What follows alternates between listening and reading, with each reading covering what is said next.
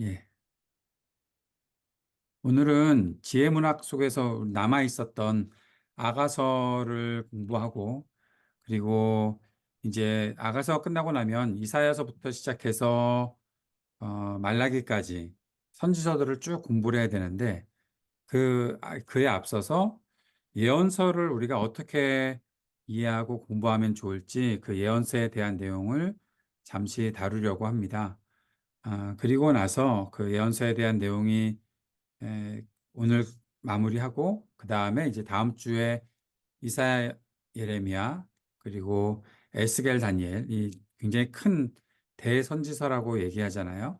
그 선지서를 공부한 다음에 사실 소선지서는 12개나 있지만 그 내용들이나 또 저희들이 공부해 나갈 때 좀 요약해서 정리해도 괜찮기 때문에 소선지는 한 번에 다 끝내고, 그리고 나서 그렇게 하면은 한 6월 12일까지 다음 주, 그 다음 주, 그 다음 주에서 오늘 포함해서 네 번의 시간이면 구약성경 전체를 한번 쭉 훑어보는 그런 시간들로 잘 마무리가 될 것 같습니다.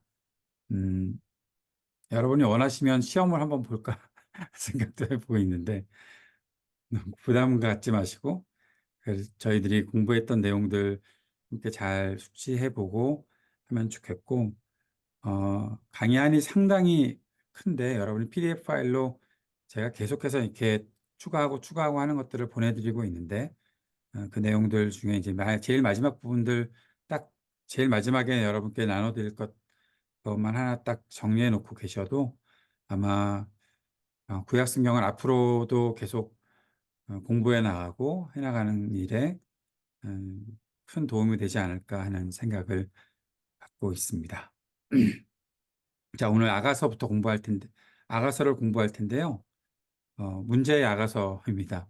여러분 주변에 혹시 미성년자가 있다면 귀를 닫게 해주시고 공부를 해야 되는 아가서 부문입니다. 아가서를 함께 공부할 텐데요. 음, 네. 아가서라고 하면 아름다운 노래라는 뜻이거든요. 그런데 이게 왜 아름다운 노래인가 하면 히브리어로 이 아가서가 쉬르 하슈림, 이 말은 노래 중에 노래다라는 뜻이에요. 아마 영어 성경을 갖고 계신 분들은 Song of Songs라는 그러한 제목이 영어 제목으로 붙여져 있는 것을 보셨을 거예요. 가장 아름다운 노래가 이 아가서다라는 그 제목이 붙어 있다라는 것을 알 수 있을 거고요. 아가서 본문이 그럼 무엇을 노래하는가? 그것이 중요한데, 아가서에는 하나님이 인간에게 허락하신 성, 그리고 남녀 간의 사랑, 진정한 사랑이 무엇인가라는 주제로 쭉 기록이 되어 있는 그런 본문이 바로 아가서입니다.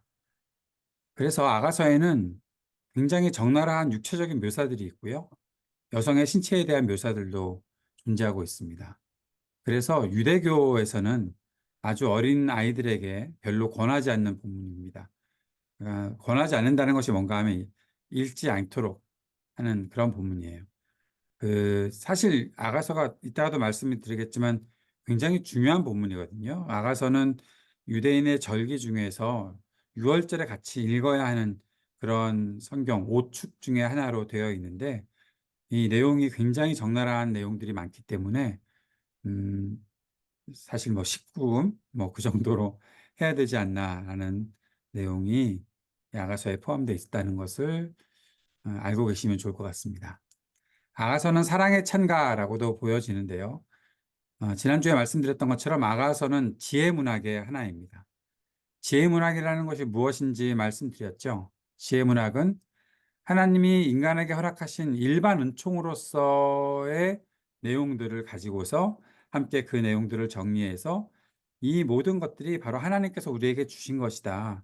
하나님께서 우리 모든 사람에게 하나님의 은혜를 받고 구원받은 사람에게만 주신 것이 아니라 하나님이 이 땅에 사는 모든 사람들에게 주신 것을 우리가 즐기고 또 그 안에서 누리고 살아야 한다라는 것들을 깨우쳐 주는, 옳은 길을 걸어가는 것, 또 정의롭게 사는 것, 지혜롭게 살아가는 것, 잠언을 비롯해서 나오는 모든 지혜 문학에 있는 내용들인데, 그 내용들은 사실 하나님을 믿는 사람들, 구원받은 사람만이 누릴 것이 아니라 전 세계에 사는 모든 사람들이 함께 누릴 수 있도록 그 하나님께서 베풀어 주신 일반 은총, 하나님께서 주신 선물, 그것들을 누리라고 있는 건데, 그 내용 속에서 하나님께서 우리에게 주신 특별한 선물로 보게 되는 것이 오늘 이 아가서에는 남성과 여성에게 허락하신 성, 서로에 대한 사랑, 이성적 사랑, 특별히 이성적 사랑에 대한 부분들을 말하고 있다는 것이죠.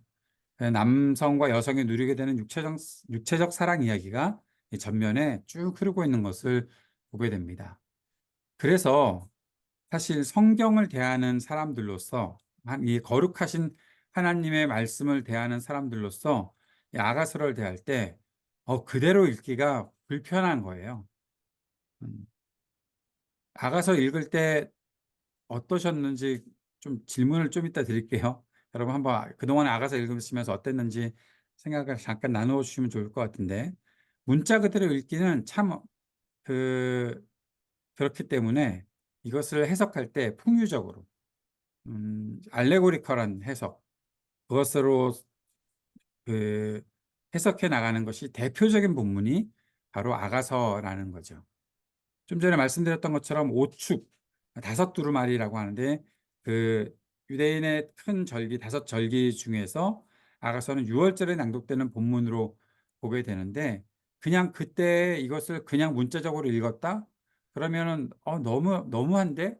이렇게 적나라하게 성을 묘사한다고? 라고 생각이 되기 때문에 이것을 풍유적인 해석으로 해서 하나님과 이스라엘 백성의 뜨거운 사랑 이야기로 해석하면서 아가서를 이해하는 것이 그동안에 해왔던 일이고, 또 지금도 그렇게 해석을 많이 하고 있습니다. 틀렸다는 게 아니라 그렇게 해석하는 것이 그나마 좀 이렇게 읽기가 편해서 그런 것이죠. 예, 아가서는 사랑의 창가라고 하면서 계속 여기에 이 풍유적인 해석이 있다라고 말씀드렸는데, 이 풍유적 해석에 문제점이 하나 있어요. 그게 뭔가 하면 당시에 교권의 정점에 있는 사람의 해석에 권위가 부여된다는 거예요. 아주 쉬운 예로 그것입니다. 지금 우리가 다 같이 여기 계신 분들이 아가서 본문을 읽고 또 함께 해석을 해 나가는데, 여기에 여기에 신학을 공부하신 분이 이진영 목사밖에 없네. 그러면 이진영 목사가 해석하는 거가 다 맞는 거라고 인정을 할 테니까, 그러면 이진영 목사가 아가서를 해석을 해 주십시오라고 그렇게 부탁을 하고, 제가 풍의적으로 이것을 제가 생각하는 대로 제 상상대로 만들어 가는 거죠. 그 해석들을. 그러면 거기에 권위가 부여되면 이것이 나중에 이 권위가 누군가에게로 바뀌게 되면 그 바뀐 사람에 대한 권위가 또 거기에 부여가 되어서 이 풍요적 해석은 이랬다 저랬다 할 수 있는 거예요. 쉬운 말로 뭐 귀에 걸면 귀걸이, 코에 걸면 코걸이처럼 되는 일이 생긴다라는 것이 이 아가서를 풍유적으로 해석했을 때 나오는 문제입니다. 이 아가서뿐만 아니라 풍유적인 해석이 문제가 되는 것은 성경에 많은 것들이 이렇게 알레고리컬하게 해석되는 것들이 많이 있거든요. 아주 대표적으로 그 예수님께서 말씀하셨습니다.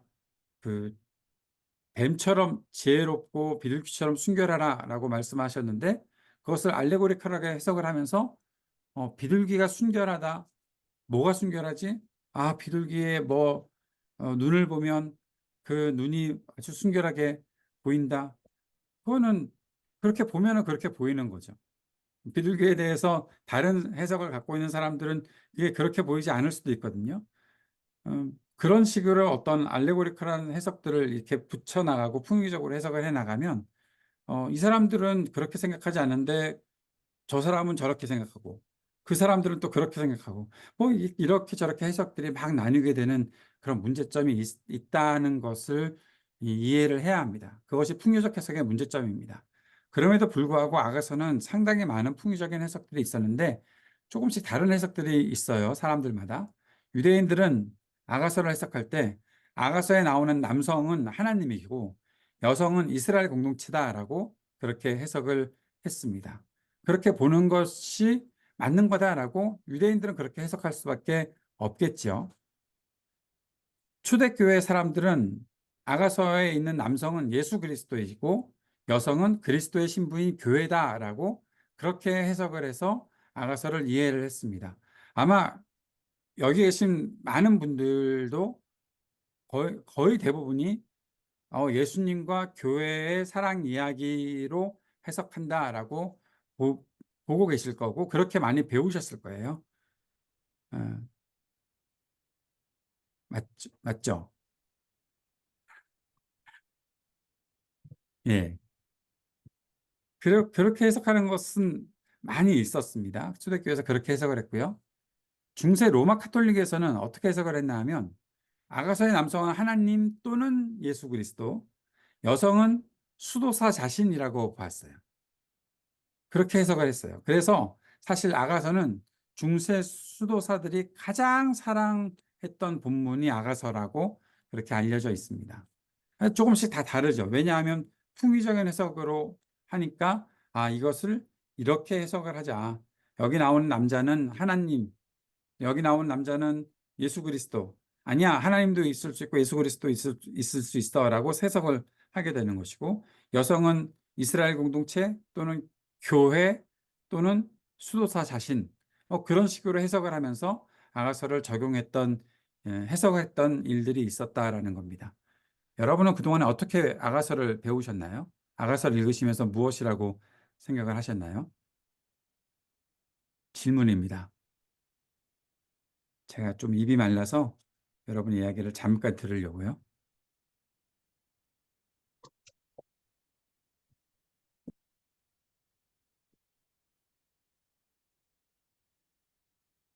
혹시 줌만 틀어놓으시고 딴 데 가 계신 건 아니죠? 김현우 장로님, 마이크 여셨는데, 네, 예, 아가서에서 남성과 여성을 어떻게 그동안에 배우셨어요? 남성은 하나님, 네, 예수님, 그리고 우리들, 예, 보통 그렇게 그, 많이 배우고 있고, 네, 뭐 초대교회나 뭐 계속 그렇게 알고 있었던 해석들을 갖고 있었죠. 예. 네, 아, 그렇습니다. 네네. 다른 분들도 아마 다르지 않을 것 같아요. 예, 거의 비슷하게 아가서를 공부해 오셨던 것 같습니다. 틀리다는 것이 아닙니다. 예, 다 맞습니다. 그러면 이제 아가서를 한번 보도록 하죠. 아가서에는 주인공들이 나오는데, 어, 제일 중요한 건 한 남자가 있고 한 여자가 있다는 거예요. 근데 이 남자와 여자가 누구이냐를 이제 우리가 봐야 되는데, 보통 사람들이 알고 있는 것은 우리가 성경을 읽으면 이렇게 보이는 게 뭔가 하면 솔로몬 왕이 등장을 하는 것 같고 술람미 여인, 그러니까 시골의 한 여인이 등장하는 것 같다. 뭐 정확하게는 한 남자와 한 여자죠.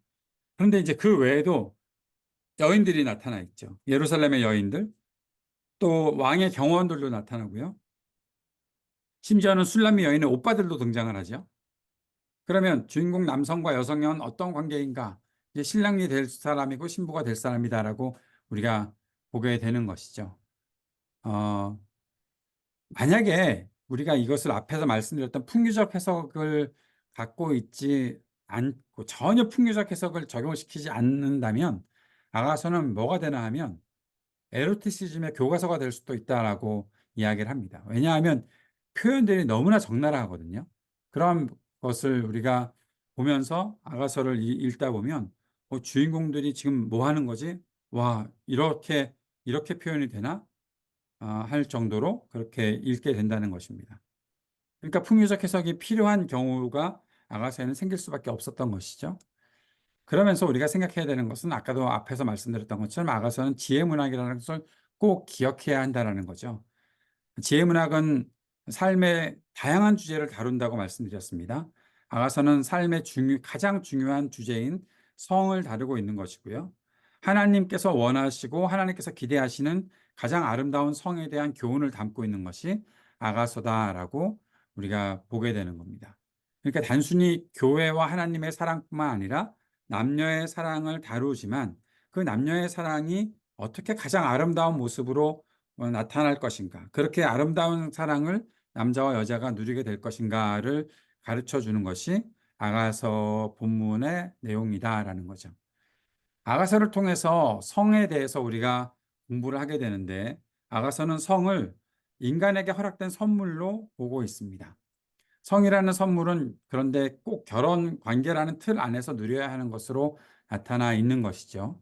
그리고 이 사랑을 통해서 결혼 관계를 통해서 그 계약을 지키는 신실함이 이 사랑으로 나타나는 것이고 그것을 가르쳐 주는 본문이 아가서다라고 볼 수가 있는 겁니다. 그러면서 우리가 결혼에 대해서 생각을 해봐야 되는 거죠. 결혼은 배우자로 선택한 사람에게 평생 동안 배타적인 사랑을 쏟겠다는 다짐과 결단이 있는 거죠. 그래서 인간 안에 있는 성적 욕망을 부부 관계로 절제하겠다는 그러한 약속이 있는 것이 바로 결혼이고 하나님께서 우리에게 성을 선물로 누릴 수 있게 하신 그러한 틀이다라고 보게 되는 것입니다.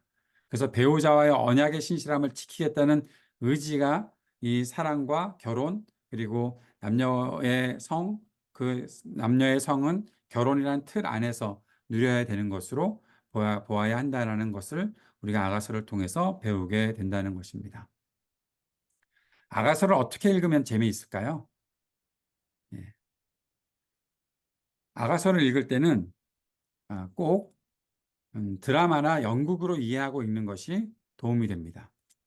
아, 제가 그 신학대학원 다닐 때 아가서를 가르쳐 주셨던 교수님이 계셨는데 그 아가서를 공부를 하면서 드라마를 함께 만들어서 서로 이렇게 낭독을 했던 적이 있어요. 뭐 연기를 한 게 아니라 어떤 부분은 누가 읽고 어떤 부분은 누가 읽고 하는 것들을 정하는데 남자의 이야기는 남자가 읽고 여자의 이야기는 여자가 읽고 그렇게 해야 되는데 다 남자들밖에 없으니까 남자 당시의 신학생들 중에 몇 명은 여성 거를 읽고 몇 명은 또 남성 것을 읽고 뭐 그렇게 하면서 그리고 무리가 떼지어서 나와서 나오는 그러한 구절들은 함께 무리를 정해서 뭐 여자 1, 2, 3 뭐 그런 식으로 해가지고 해서 읽으면서 했던 적이 그 공부를 했던 적이 있습니다.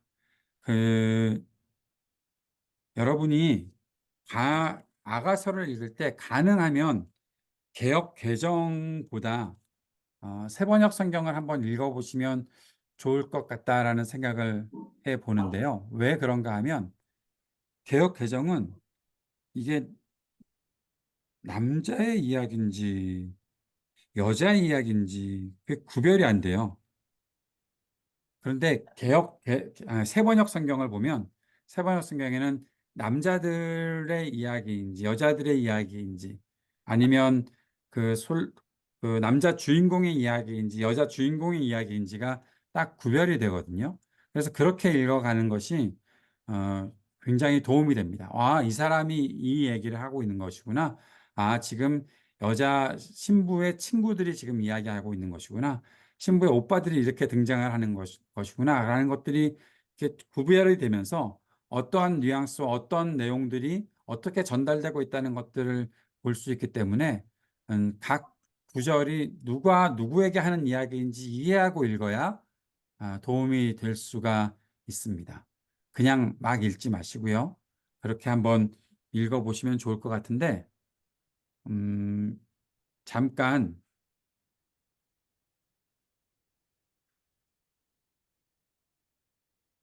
잠깐 우리가 나가서 본문을 읽어볼까요? 제가 세번역성이 어디다 놨었지? 잠시만요. 죄송합니다.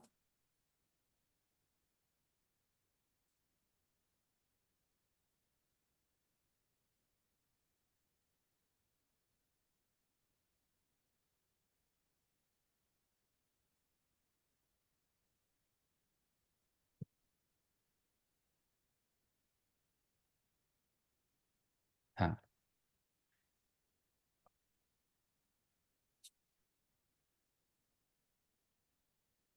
세번역 성경에 보면 이 여러분께 화면을 보여드리는 게 나을까요?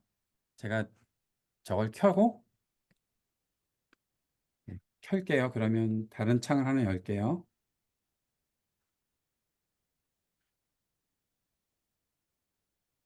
지금 공유 화면을 다른 걸로 넘기겠습니다. 잠시만 기다려 주세요.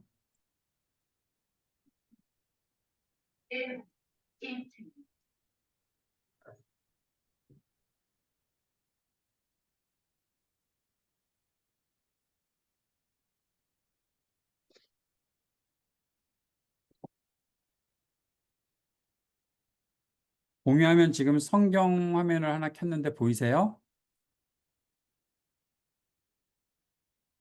네, 보입니다. 네. 여기 보면 그 1절에 솔로몬의 가장 아름다운 노래라고 써 있고, 그 다음에 괄호 쳐놓고 여자라고 써져 있는 거 보이시죠? 네. 네, 이게 네. 그 세번역 성경은 좀 이상한 게 1절 마지막에 여자라고 해놓고 그 다음에 넘어가는데 그 마지막에 솔로몬의 가장 아름다운 노래 해놓고 뒤에 괄호가 쳐져 있고 여자 그랬으면 2절부터가 여자가 지금 말하고 있는 거예요. 여자가 이렇게 말하는 거죠. 나에게 입 맞춰 주세요. 숨막힐 듯한 임의 입술로 임의 사랑은 포도주보다 더 달콤합니다. 임에게서 풍기는 향긋한 내음, 사람들은 임을 쏟아지는 향기름이라고 부릅니다. 그러기에 아가씨들이 임을 사랑합니다. 나를 데려가 주세요. 어서요. 임금님 나를 데려가세요. 임의 침실로. 여기까지가 여자가 얘기하는 거고요. 제가 너무 재미없게 읽죠. 실감이 안 납니다. 실감이 안 납니까? 서수희 선생님 읽어주실래요? 그러면 읽으실 수 있나요? 보이시면 이게 제가 실감 나게 어떻게 읽어야 되지? 하여튼 실감 나게 그냥 생각하고 들으세요. 서수희 제가 선생님 혹시 읽어주실 수 있으세요? 안 돼요, 안 돼요. 제가 읽으면 이건 너무 에로틱하게 될 수 있어요. 안 돼요. 아니 원래 에로틱한 내용이에요. 좀 전에 그렇게 제가 만약에 여자가 그렇게 임의 침실로 하고 끝나면 친구들이 나타나서 이렇게 얘기해요. 우리는 임과 더불어 기뻐하고 즐거워하며 포도주보다 더 진한 임의 사랑을 기리렵니다. 아가씨라면 누구나 임을 사랑할 것입니다. 라고 친구들이 얘기를 하고 그 다음에 여자가 예루살렘의 아가씨들아 내가 검어서 예쁘단다. 뭐 그렇게 얘기하는 거예요. 계단의 장막 같고 솔로몬의 휘장 같다는군. 이거 실감나게. 그러면 9절부터 읽겠습니다. 9절이 남자의 이야기니까. 여기 보이시죠? 남자. 그 다음에 9절이 남자의 이야기입니다. 나의 사랑 그대는 바로의 병거를 끄는 날래 말과도 같소. 따은 머리채가 흘러내리는 임의 두 볼이 귀엽고 구슬 목걸이 감긴 임의 목이 아름답소. 이렇게 얘기하면 친구들이 금사슬에 은구슬을 박은 귀고리를 우리가 너에게 만들어주마. 그럼 여자가 임금님이 침대에 누우셨을 때 나도 기름이 향기를 내뿜었어요. 사랑하는 그이는 나에게 가슴에 품은 향주머니라고. 사랑하는 그이는 나에게 엔게디 포도원의 보벨 꽃송이라고. 그러면 남자가 아름다워라 나의 사랑, 아름다워라 비둘기 같은 그 눈동자. 여자가 나의 사랑 멋있어라. 나를 이렇게 황홀하게 하시는 그대, 우리의 침실은 푸른 풀밭이라고. 남자가 우리 집 들보는 백향목이요. 우리 집 석가래는 전나무라고. 이런 식으로 이렇게 서로가 읽어 나가는 내용들이 있는 거죠. 그러니까 남자가 읽는지 여자가 읽는지, 남자가 말하는 건지 여자가 말하는 건지 그거를 구별을 해야 이 아가서가 재밌게 읽을 수가 있고 정확하게 읽을 수가 있는 거거든요. 근데 이 개역 개정에는요, 제가 가지고 있는 성경만 그런가? 이 남자 여자가 표시가 안 돼 있어요. 제가 이 화면으로 그걸 다시 보여드릴게요. 이 개역 개정으로 넘어가면 없어요. 표시가. 누가 하는 말인지 몰라요. 그래서 너무 아쉬워요. 그냥 막 읽어야 돼. 아무런 느낌도 없이 읽어야 돼요. 그렇기 때문에 아가서를 읽으실 때는 가능한 세번역을 사용하시면 좋을 것 같고, 남자가 읽는 것인지 여자가 읽는 것인지 그걸 꼭 보시면서 읽어야 이게 이렇게 서로가 대화하는 내용이구나 라는 것을 볼 수가 있고 조금 더 이렇게 실감나게 읽으실 수가 있다는 겁니다.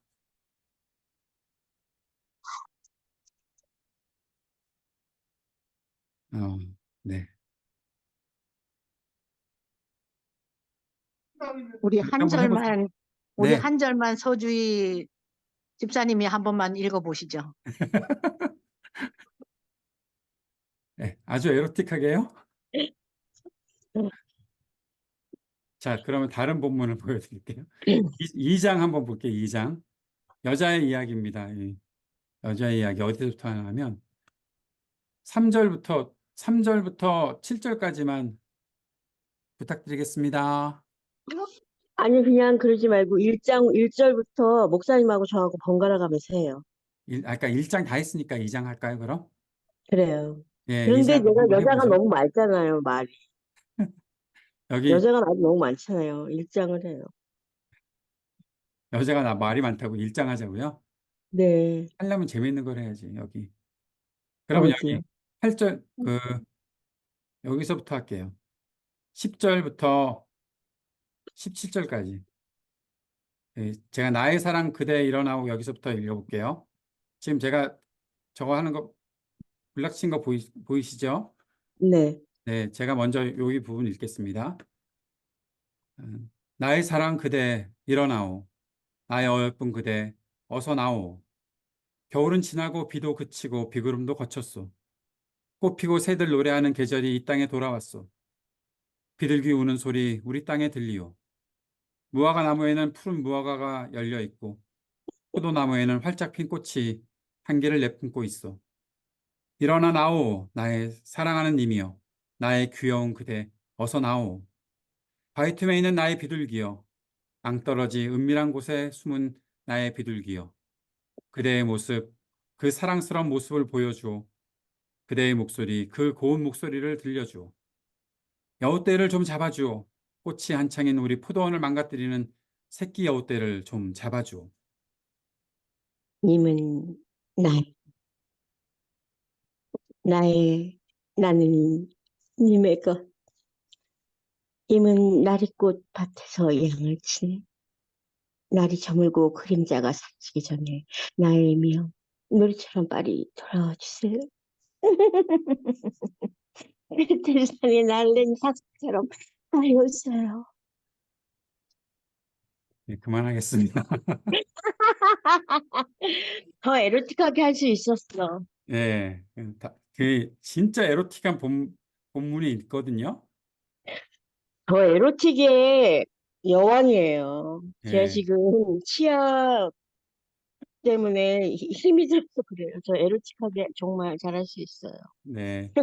나중에 한번 우리 아가서 우리 어디 뭐 교회 수련회 가거나 어디 가면 한번 그거 재밌겠다. 아가서 낭독회 앞에서 한번 아가서 낭송 한번 좋아요. 해보도록 하시죠. 지원하실 네. 분들 지원하셔서 같이 한번 해보도록 하겠습니다. 김현옥 장모님 추천합니다. 아니요, 저 못해요. 저도 못해요. 예, 애들이 없어야 되는데 제가 걱정을 하고 있었더니 양진욱 집사님이 유진이가 잔다고 괜찮다고 그러죠. 자, 이제 예언서로 들어가겠습니다. 아가서 재밌을 것 같죠? 예, 재밌게 읽을 수 있는 본문을 우리가 너무 그 알레고리컬하게 해석을 해서 예수님과 나와의 사랑 뭐 그 정도로 해석을 하기 때문에 이게 좀 딱딱하게 느껴졌을 수도 있는데 아가서 본문이 아름다운 성을 다루고 있다는 것들을 보면서 음, 한번 그렇게 생각하시면서 한번 읽어보십시오. 그러면 진짜 막그 가슴이 뜨끈뜨끈해질 겁니다. 자, 자 이제 우리의 가슴을 불타오르도록 예언서로 들어가 보겠습니다. 예언이 뭡니까? 예언. 보통 사람들이 말하는 예언은 앞일을 얘기하는 거잖아요. 그런데 성경이 말하는 예언은 미리라는 예자가 아니라 맡기다라는 예자예요. 그러니까 은행에 예금한다 할 때 은행의 예자는 그 맡기는 거잖아요. 돈을 맡기는. 그러니까 예언은 맡겨진 말씀이라는 거예요. 그러니까 성경의 예언은 하나님이 맡겨주신 말씀이에요.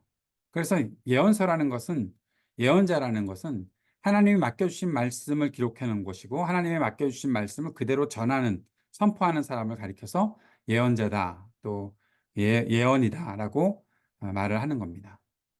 성경에서 이게 지금 예언자라고 하니까 이제 선지자를 말하죠. 우리가 선지서라고도 얘기하고 예언서라고도 얘기를 하는데, 예언자라고 지금부터는 좀 이야기를 하도록 하겠습니다. 왜냐하면 예언이라는 하나님께서 맡겨주신 말씀을 우리가 보는 것이기 때문에, 들어야 하는 것이기 때문에 예언이라는 말을 쓰는 것이 조금 더 적합하다고 생각을 해서요.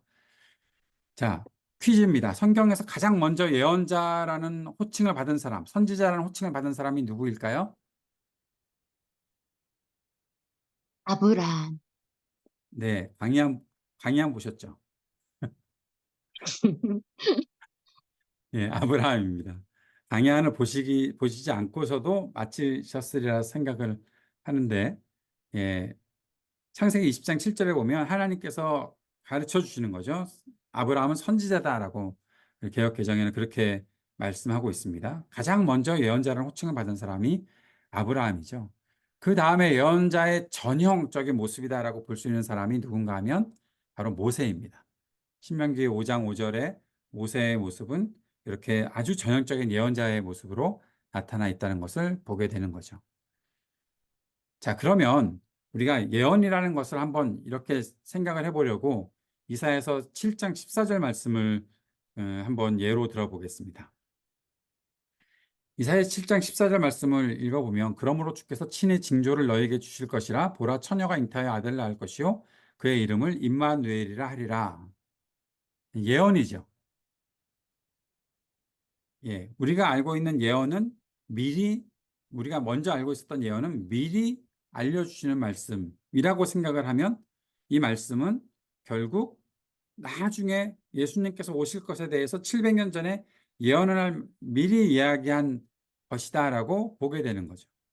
그런데 예언이라는 것이 하나님께서 맡겨주신 말씀을 선포했다라고 얘기하면, 우리가 생각해야 되는 것은 뭔가 하면, 이게 700년 후에 일어날 일에 대해서, 성취할 것에 대해서 말씀하신 것이다라는 것도 틀리진 않지만, 하나님께서 맡겨주신 말씀을 전했던 예언자들의 이야기다 하면, 그 예언자들이 누구에게 선포하고 있는 말이죠? 당시에 살고 있었던 사람들에게 전하는 말씀이잖아요. 그러니까 당시에 살고 있는 사람들에게 이 보라, 처녀가 잉태하여 아들을 낳을 것이요 그의 이름을 임마누엘이라 하리라 라는 말씀이 어떤 의미로 그들에게 적용이 되고 어떤 의미로 그들이 받아들여야 되는 말씀인가 우리가 생각해 봐야 한다는 것이죠. 이사야는 주전 8세기 인물입니다. 700년 후에 마리아를 통해서 예수께서 동정녀 탄생 예언을 성취하는 그런 말씀으로, 지금 이 이사야에서 7장 14절 말씀을 그렇게만 우리가 해석을 해야 되는가 하는 질문을 가지고서 생각을 해봐야 되는데, 그렇다면 이사야서 7장 14절이 당대에 선포된 의미가 무엇인가를 우리가 놓치면, 아까 말했던 예언자는 하나님께서 주신 말씀을 받아서 지금 살고 있는 사람들에게 전하는 사람이다라고 했을 때 그 의미가, 이 7장 14절은 그러면 당시에는 의미가 없었나? 이것이 예수 그리스도에게만 적용되는 말씀인가? 라는 질문을 던지게 되는 거죠. 그때 우리가 생각해 봐야 되는 것은 7장 15절 16절 이어서 봐야 되는 겁니다. 뭐라고 얘기하냐면, 그가 악을 버리며 선을 택할 줄 알 때가 오면 엉긴 젖과 꿀을 먹을 것이라.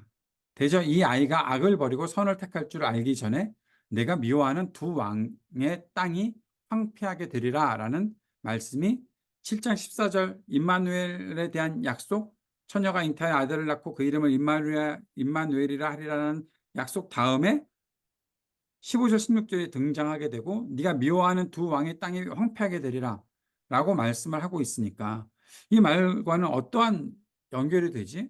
예수님께서 오시는 당시에, 예수님께서 태어났을 때 두 왕의 땅이 황폐하게 되는, 그럼 그때 두 왕의 땅은 과연 뭐지? 그 질문이 될 수밖에 없잖아요. 그러니까 그 당대를 생각해 봐야 된다는 거죠. 자, 이사야서 7장의 배경은 아람과 북이스라엘이 연합해서 남유다를 공격하는 상황입니다. 이스라엘 백성과 아하스 왕이 굉장히 두려워하고 있을 때 두려워서 떨지 말라고 징조를 보여주신 말씀이 이사야서 7장의 말씀이에요. 그러면서 5년 안에 두 나라는 망한다라는 것들을 가르쳐 주고 있어요. 이사야를 통해서 지금 그 말을 선포하는 거예요. 그럼 그 5년 안이 어떤 때이지? 5년 안이라는 것이 이 말씀에서 어떻게 증명이 되는 거지? 어떻게 나타나고 있는 거지? 아이가 태어난다고 했잖아요. 이 아이가 악을 버리고 선을 택할 줄 알기 전에, 보통 유대인들이 생각할 때에 아이가 4살이나 5살 정도가 되면 무엇이 맞는 것이고 무엇이 틀린 것이다는 어느 정도 구별을 할 줄 안다는 거죠. 이것은 안 돼. 이것은 해야 돼. 부모의 말을 들으면서 이렇게 해, 저렇게 해 하는 것들을 구별하는 그런 때가 오게 되는데, 그러한 때가 되기 전에, 그러니까 한 4, 5년 그 안에 누가 아람과 북이스라엘이 멸망할 것이다라고 하나님께서 약속을 해주신 거예요. 그것의 징조가 무엇인가 하면 여인이 아이를 낳을 것이고 그 아이가 임마누엘이고 하나님께서 우리와 함께 하심으로 말미암아 그 일들이 이루어지기 때문에 지금은 두려워하지 말아라. 남유다의 왕 아하스와 또 이스라엘 그 남유다 백성들에게 이사야를 통해서 당대에 선포된 말씀이다라는 거예요. 단순히 이것이 처녀가 잉태하여 아들을 낳을 것이요 그 이름을 임마누엘이라 하리라 그랬으니까 오직 예수 그리스도에게만 선포된 말씀이 아니라 당대에 이 말씀이 전해졌다는 것이고, 그 다음에 이 예언의 말씀이 당대에 적용된 이후에 폐기되지 않고 다시 적용돼서 성취되고 있다는 것들을 보여주고 있는 거죠. 그러니까 조금 더 정리해서 말하면 예언서에서 있는 말씀들의 성취가 당대에 일어나는 일들이 있고 당대에 지금 살고 있는 사람들에게 선포되고 그 안에서 그들이 성취를 곧 보게 될 것들에 대한 내용들이 분명히 있고, 그렇게 하나님께서 선지자들을 통해서 예언자들을 통해서 말씀을 전해 주셨고, 그리고 그것이 이후에 때로는 신약에 때로는 앞으로 어떠한 식으로든 그것이 이루어지는 일들로도 다시 적용될 수 있고, 또 그렇게 우리가 볼 수도 있는 그 내용들이 이렇게 함께 있다라는 것을 보게 되는 거죠. 성전에 대한 것도 마찬가지였죠.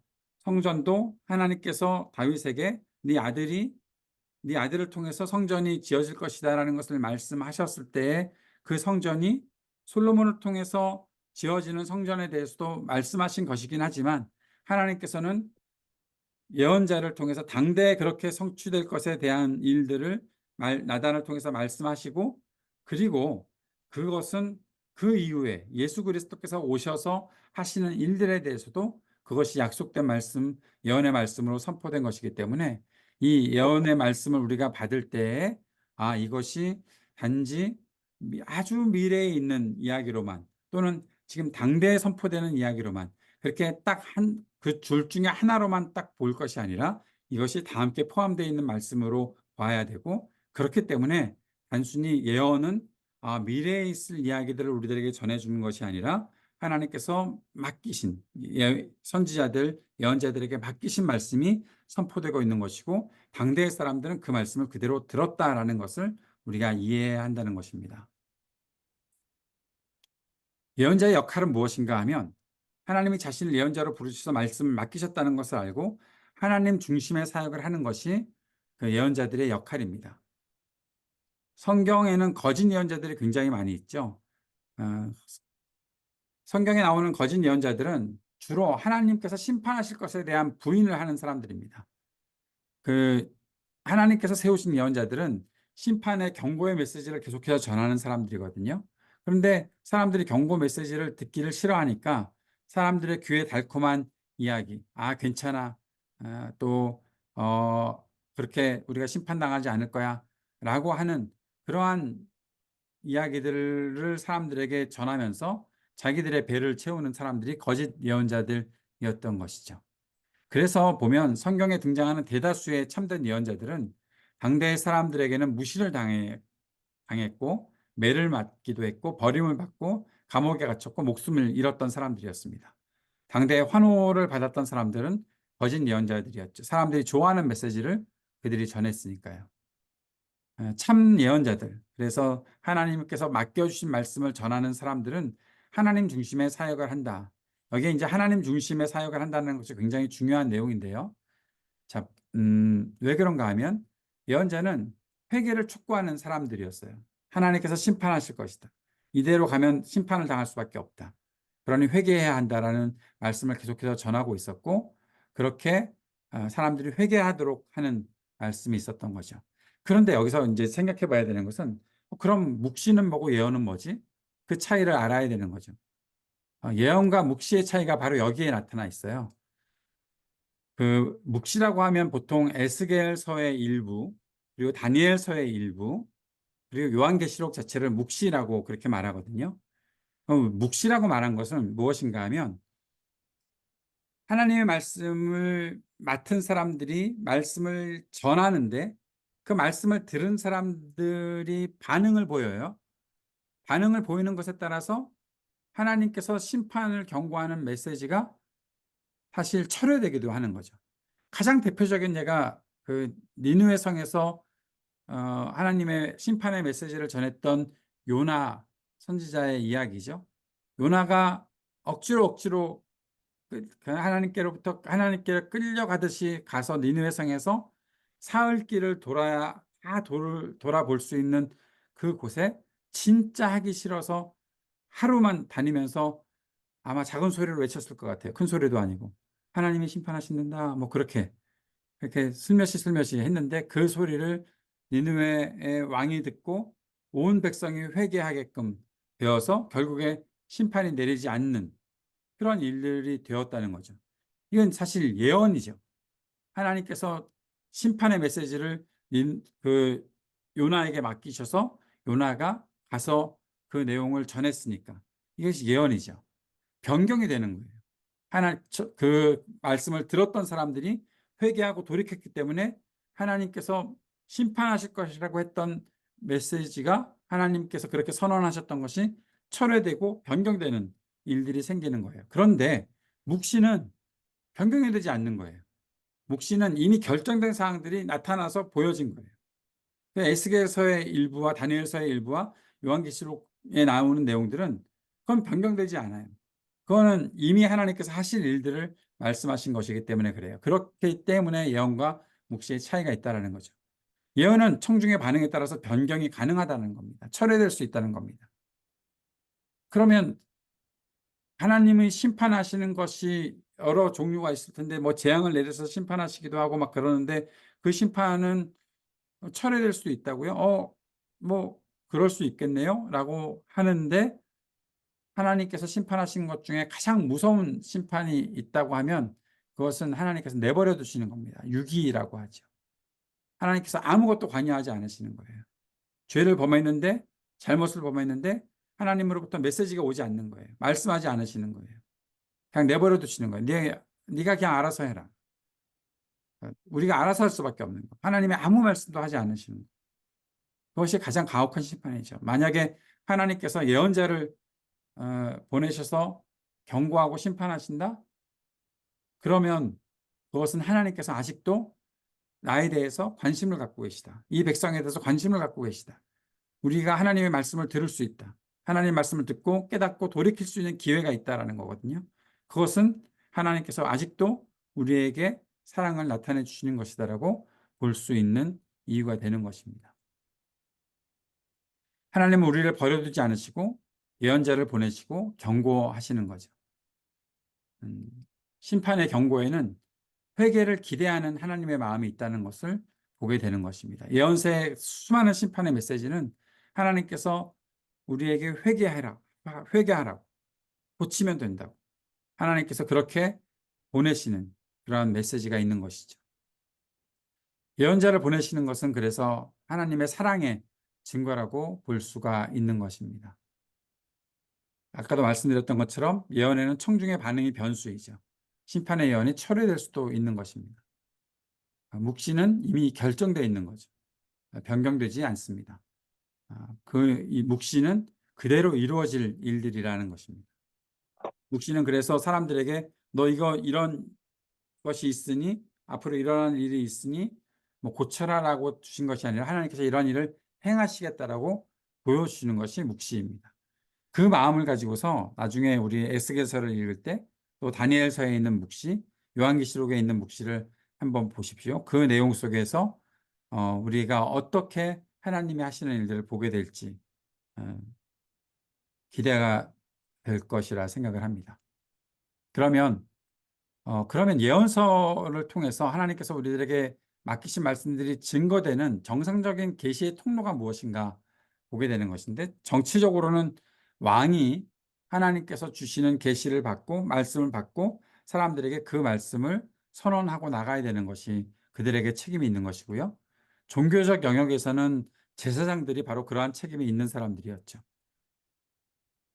우리가 에스라서 묵상을 했었는데, 학자였고 제사장이었던 에스라가 사람들을 가르쳤다는 것 기억하고 계시죠? 사람들에게 그 가르쳐야 되는 의무가 제사장들에게 있는 것입니다. 하나님께서 주시는 말씀을 받고 가르치는 일들이 나타나야 한다라는 것이죠. 그러니까 정상적인 계시의 통로가 제 역할을 감당하지 못하는 위기의 상황이 오면 그때 예언자들이 나와서 그 위기 사역들을 감당하는 일이 나타나는 겁니다. 이 제사장들이 잘 역할을 잘하고 있고 왕도 역할을 잘하고 있으면 예언자의 역할이 그닥 많이 등장하지 않아요. 그러나 왕이 뭔가 잘못하면 그때 예언자가 등장을 하죠. 다윗이 잘못하니까 그때 나단이 등장을 하잖아요. 다윗이 잘할 때는 나타나지 않아요. 왕들의 이야기를 쭉 보면 그런 왕들의 이야기 속에서 분명히 볼 수 있는 것이 바로 그것입니다. 왕들이 잘하는 왕에게 있어서는 예언자들의 역할이 그렇게 많이 등장하거나 예언자들의 역사하는 일들이 많이 나오지 않아요. 그런데 왕들이 잘못하니까 예언자가 등장을 하는 거거든요. 제사장이 잘못하고 있으니까 예언자가 등장을 하는 거거든요. 그럼 위기의 사역들을 감당하는 사람들이 예언자들이었다라는 것을 볼 수 있습니다. 이스라엘이 하나님을 떠나면 공동체의 위기 상황에 도래하잖아요. 그럴 때 그 위기 상황을 해결할 수 있는 길은 하나님께로 돌아가는 것이 유일한 해결책이죠. 하나님께 돌아간다는 것은 무엇인가 하면 일상의 삶에서 말씀대로 순종하는 것이 하나님께 돌아가는 삶이 되는 것이거든요. 그 일을 주도해 나가는 사람이 바로 예언자들입니다. 예언자들이 이 일들을 할 수 있게끔 사람들을 움직이고 사람들에게 하나님께서 주신 말씀을 받아서 전달하는 거죠. 우리 지금 돌아가야 한다. 우리가 빨리 하나님께로 가서 우리의 삶들, 우리의 모든 삶에서 하나님께 순종하는 삶들을 우리가 살아야 한다라고 외치는 일들이 예언자들을 통해서 나타났던 것입니다.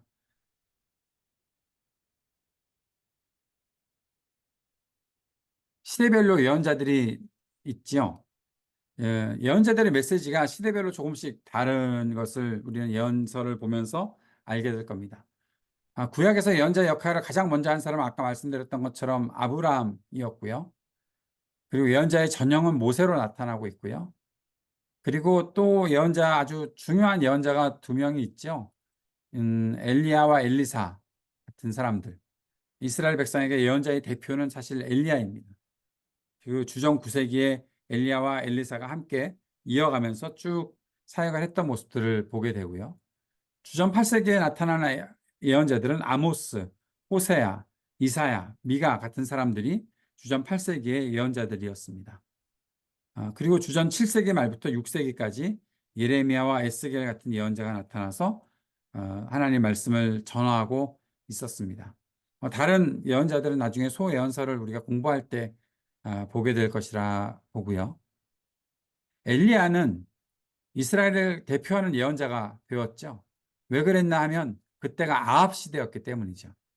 아합의 그 아내였던 사람이 이세벨이었고 이세벨을 통해서 굉장히 많은 우상들이 들어와서 이스라엘 공동체가 완전히 변질되어 가고 있는 그런 시대에 엘리야가 그 바알과 또 뭡니까? 갑자기 왜 생각이 안 나지? 바알과 아세랑이었나? 예. 그 예언자들과 싸우는 일들을 통해서 하나님만 섬겨야 한다는 것들을 나타내는 사람으로 엘리야가 등장을 했던 것이죠. 그래서 그 예언자들을 통해서 전해지는 메시지는 분명하거든요. 하나님만 섬겨야 한다.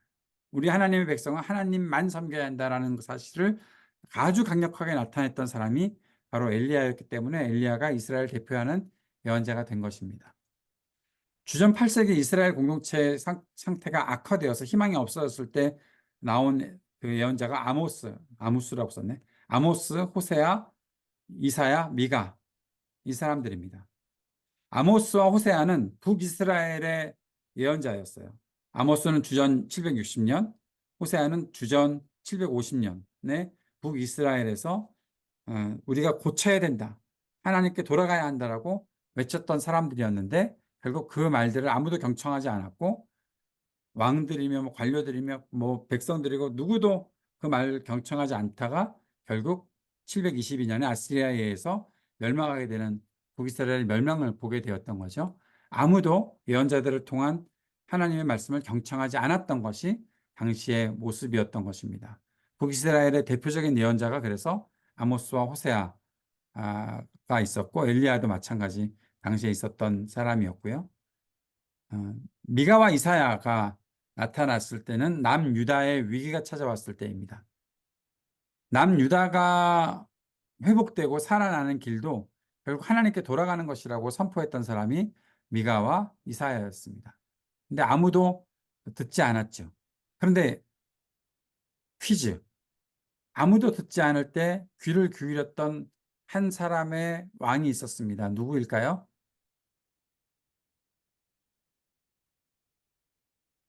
이사야의 이야기를 들었던 사람. 히스기야 예, 히스기야 왕이었죠. 네, 맞습니다. 공부를 잘해 주셔서 감사합니다. 예, 히스기야죠.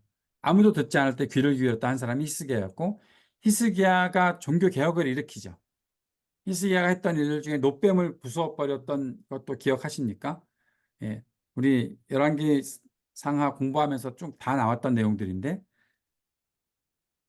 그 우상이 되어버렸잖아요. 하나님께서 광야에서 이스라엘 백성들이 불뱀에 불려서 다 죽게 그렇게 형벌을 내리셨을 때 살려달라고 외칠 때 모세에게 놋뱀을 만들어서 높이 들면 그것을 바라보는 사람들은 다 살 것이다 말씀하셔서 놋뱀을 만들었는데, 놋으로 뱀을 만들었는데 그것을 그들이 계속해서 간직하고 있었던 것이 히스기야 왕 때까지도 그것을 간직하고 있었고 결국 그것이 우상화 되었던 것을 알았기에 히스기야가 그것을 부숴버리는 일들, 그것이 아주 종교개혁의 대표적인 일들이 되었던 것이죠.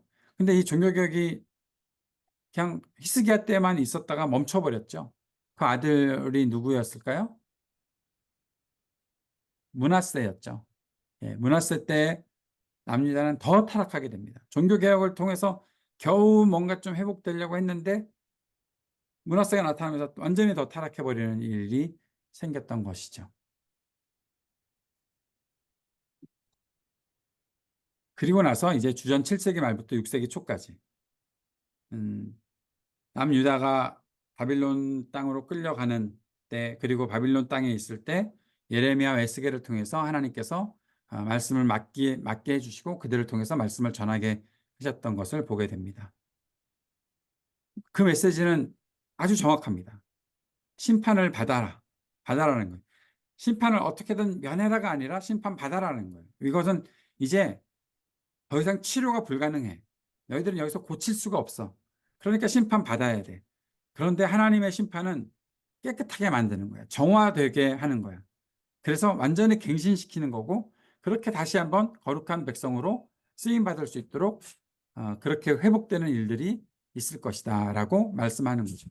그래서 전에 열왕기야 우리가 공부하면서 그 바빌론 포로로 끌려가는 사람들에게 또 우리가 에스라 느헤미야서를 보면서 계속 보았던 그 메시지 중에 하나가 뭔가 하면 바빌론 포로 생활을 하는 것이 단지 그 심판받고서 완전히 다 좌절한 것이 아니라 그 그릇을 씻어서 엎어놨다라는 표현 기억하세요?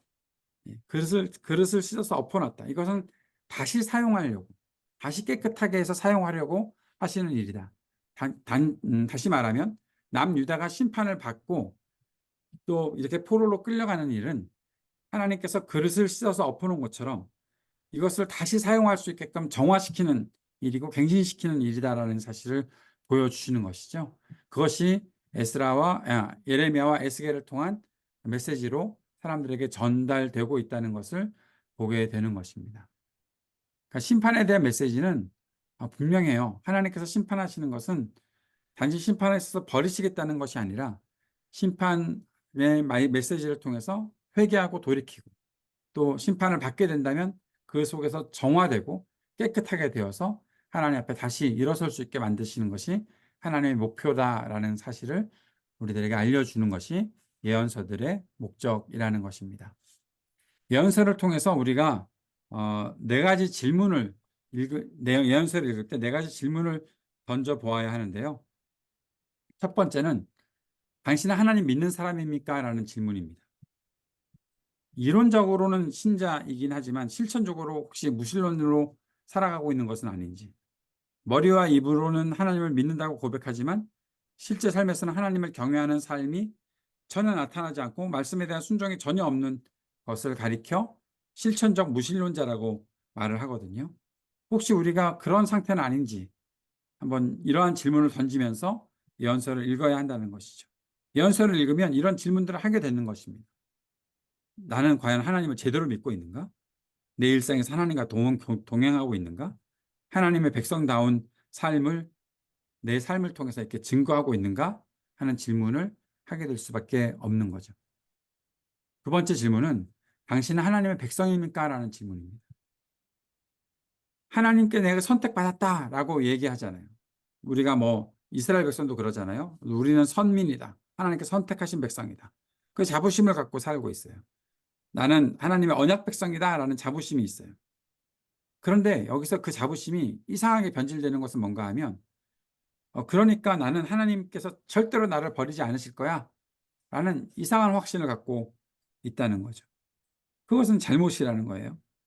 하나님께서 나를 선택하셨다면 단지 나를 사랑하시고 나에게 좋은 것을 주시려고만 선택하신 것이 그걸로 끝나는 것이 아니라 나에게 뭔가 책임을 맡기셨다는 것인데 그 책임을 내가 어떻게 증거하고 살아갈 것인가에 대한 그 마음을 우리가 새롭게 해야 된다는 거죠.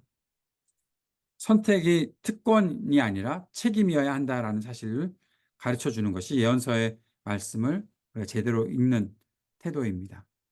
세 번째, 당신은 하나님을 이해하고 있습니까? 라는 거죠. 예언서를 읽다 보면요. 우리가 하나님에 대해서 이렇게 선 이해를 갖고 있는 것에 대해서 굉장히 도전하는 내용들을 담고 있습니다. 선택받은 거 맞는데 하나님의 선택이 그냥 너 혼자 잘 살려고 선택한 것이냐? 라는 그런 질문을 하게 되기도 하고 예언서를 읽다 보면 우리의 틀 안에 하나님이 여기에 계셔야 되는데 내가 생각했던 것이 다가 아니네? 밖으로도 좀 나가야 하겠네? 그 초월하신 하나님을 내가 자꾸 경험하게 되네? 그러니까 하나님에 대한 이해가 우리가 얼마나 부족했다는 것을 알게 되는 거거든요. 오늘 아침에 제가 그 새아침 기도회 때 욥의 이야기를 통해서 말씀을 드렸는데 우리를 창조하신 하나님이 맞고 이 세상 모든 것의 주권자이신 하나님을 내가 인정하고 살아간다면 하나님께 그 모든 주권을 드려야 되는데 그렇게 내가 인정합니다. 하나님이 창조하셨다는 건 내가 인정합니다 해놓고 내가 생각하고 내가 편안한 틀 안에 그 창조자 하나님을 또 가둬버리는 일이 발생을 하는 거예요. 하나님은 그 창조의 질서 그대로만 움직이셔야 됩니다. 내가 이해하고 내가 생각하는 대로만 움직이셔야 됩니다. 그 외의 일들은 하나님은 하시면 안 됩니다. 라고 우리 스스로 하나님을 조종하려고 하는 것. 이것은 하나님에 대한 잘못된 이해이죠.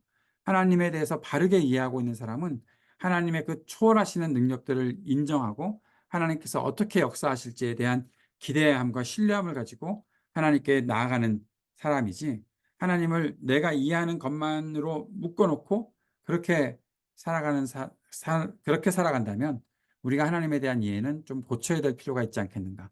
그 도전을 하고 있는 것이 예언서의 도전이다라는 것을 잘 이해했으면 좋겠습니다.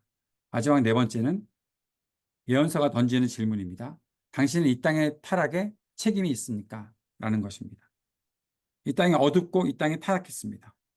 예언서와 당대에도 마찬가지로 정치와 경제, 종교 모든 부분에서 불의와 부정들이 있었습니다. 거기에 대해서 예언자들이 신랄하게 비판합니다. 그리고 그 불특정 다수에게 회개를 촉구하는 것이 아니라 그 당시 지도자들에게 확실하게 책임을 추궁하는 그런 일들을 하고 있다는 것이죠. 근데 우리가 예언서의 말씀을 들으면서 이 땅의 타락에 대해서 하나님께서 말씀하실 때, 이 땅의 어떤 누군가에게 또 다른 어떤 사람들에게가 아니라 과연 나도 이 땅의 타락에 대한 책임이 있는가? 내가 이 땅이 어두워진 것에 대해서 나는 어떠한 마음가짐을 갖고서 지금 이 땅의 어둠을 바라보고 있는가? 하나님은 내가 어떠한 마음을 갖기를 원하시는가? 충분히 이해하면서 이 예언사를 우리가 읽어가야 되겠죠.